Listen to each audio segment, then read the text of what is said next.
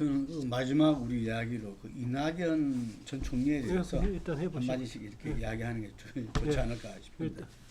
그 이낙연 총리가 그 이렇게 여론조사에서 대권 주자 1위를 쭉 해온 게 한 1년 정도 넘지 않았나요? 아마 초기부터 했죠. 초기부터. 예.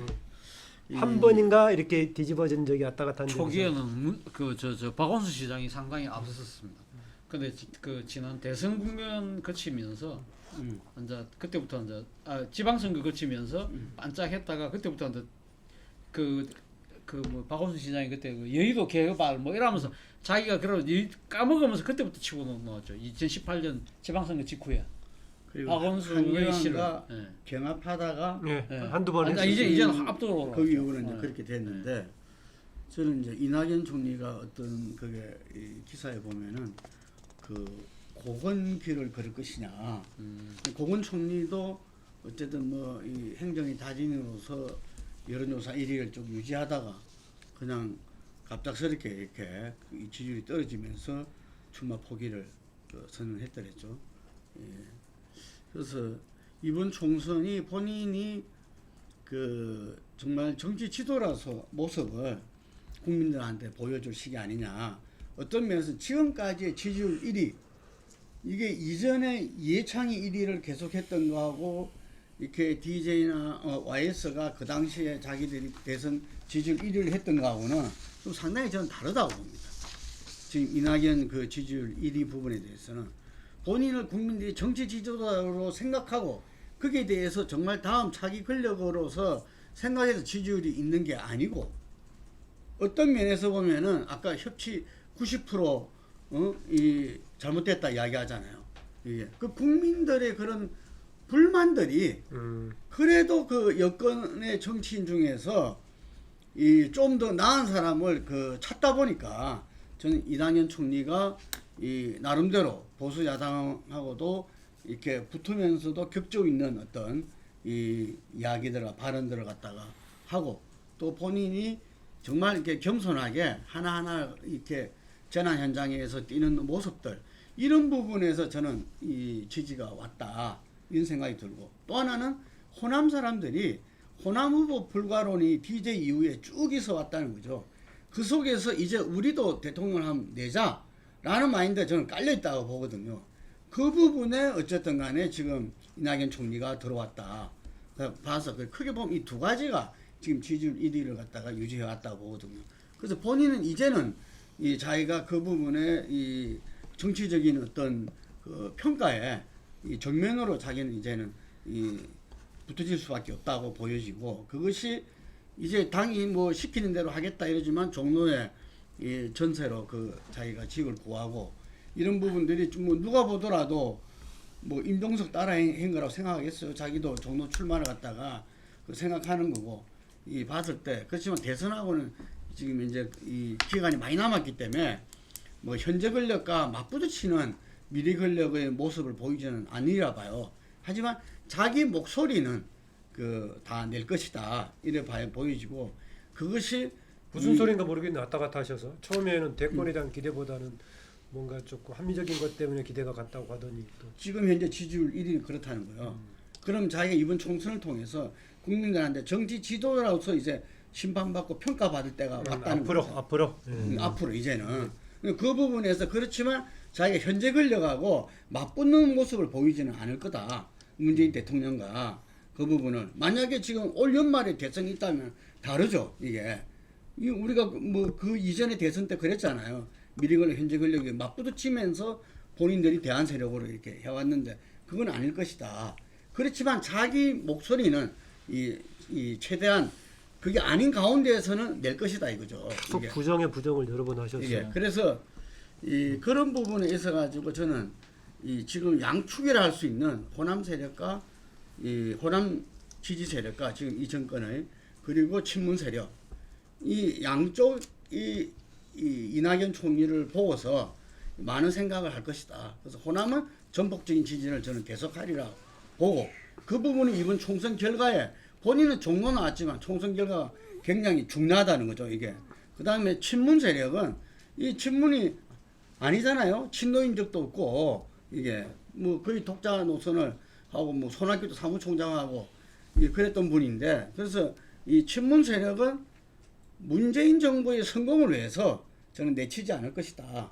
예, 그래서 본인이 지지율은 정말 대선 이렇게 그 전국에 가기 전까지는 이렇게 유지되리라고 봅니다. 네, 뭐 두 가지 다 얘기해 주세요. 전- 아까 전- 꺼낼 때는 네. 뭐 인재 영입 관련 저 얘기랑 생각 약간 이낙연 얘기. 다른데 지금 그 이낙연 총리의 지지율을 떠받치고 있는 축이 두 축은 분명히 있습니다. 분명히 또 한 축이 더 있어요.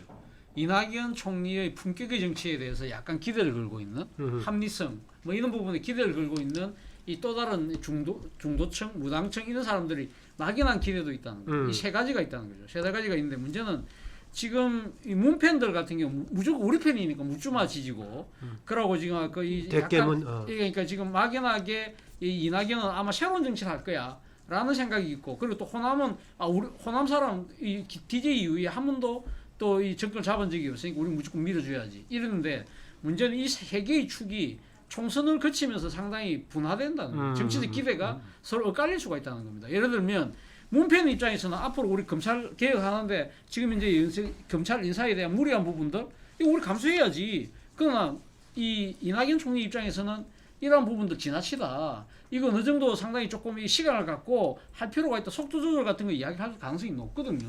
그런 부분도 그걸 만약 안 할 경우에는 그런 막연하게 기대를 굽던 그 이낙연의 품격과 합리성이 기대하는 세력들이 등을 돌리게 될 수 있다는 겁니다.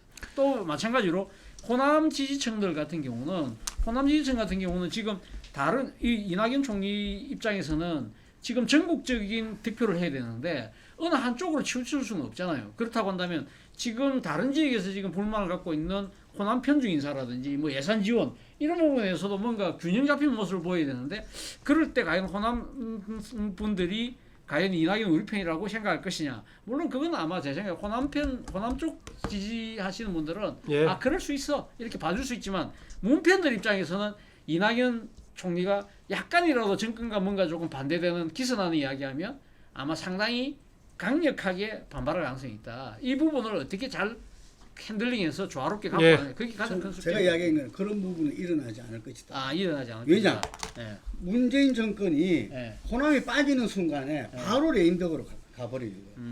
그거를 이 똑똑한 사람들이 똑똑하거든 지금 팟캐스트를 예. 통해서 유튜브를 통해 똑똑하기 때문에 문편들이 똑똑하다. 똑똑하다는 거예요. 절대로 그러지 않을 거다. 제 생각 부당님 문편들 얘기하시고. 합리적이지 않은가. 지금 자기들 지금 저기 영입 인사 이야기하는 거 아닌가요? 뭐야, 같이 그러니까. 하는 거예요. 같이.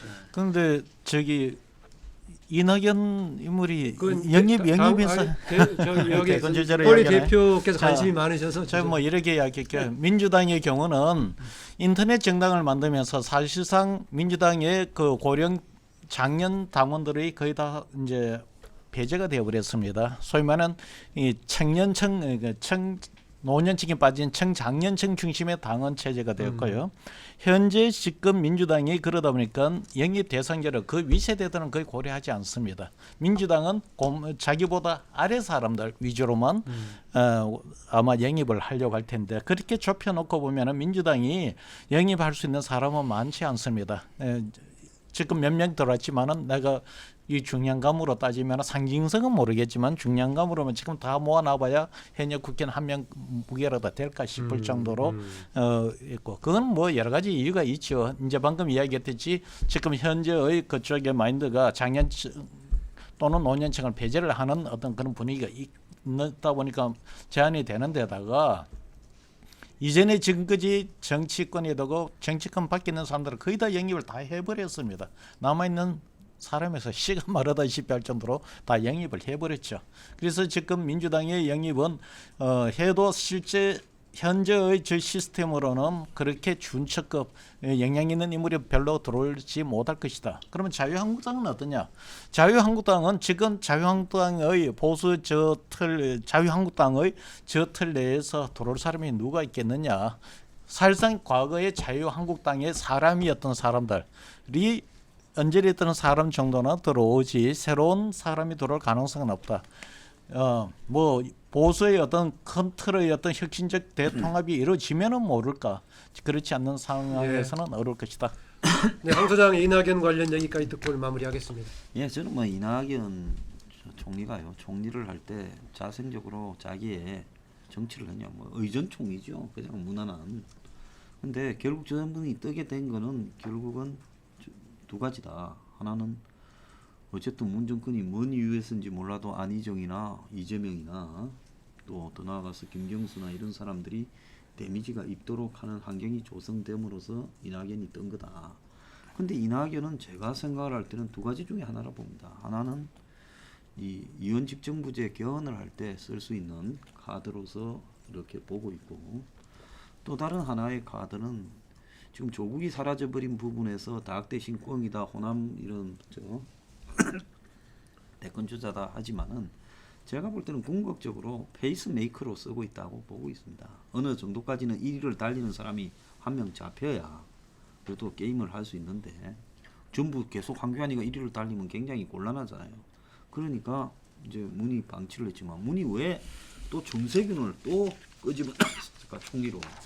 그런 부분도 한 명한테 힘을 모으는 어떤 집중력을 흐트리는 거 아니냐 이렇게 봤어. 예. 현재로서는 유엔 집정부제 이런 부분을 했을 때 유용한 부분이 있지만 과연 문 정권이 무너졌을 때 이낙연은 나는 문하고 관계없이 새로운 내 정치를 한다라고 할 수 있겠느냐.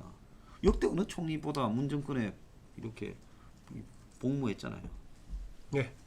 황 소장이 마지막 비유를 했을 때 뭐 그 닭 대신 꿩이다라고 한 게 꿩 대신 닭하고 또 엇갈려 갖고 좀 재밌긴 하네요.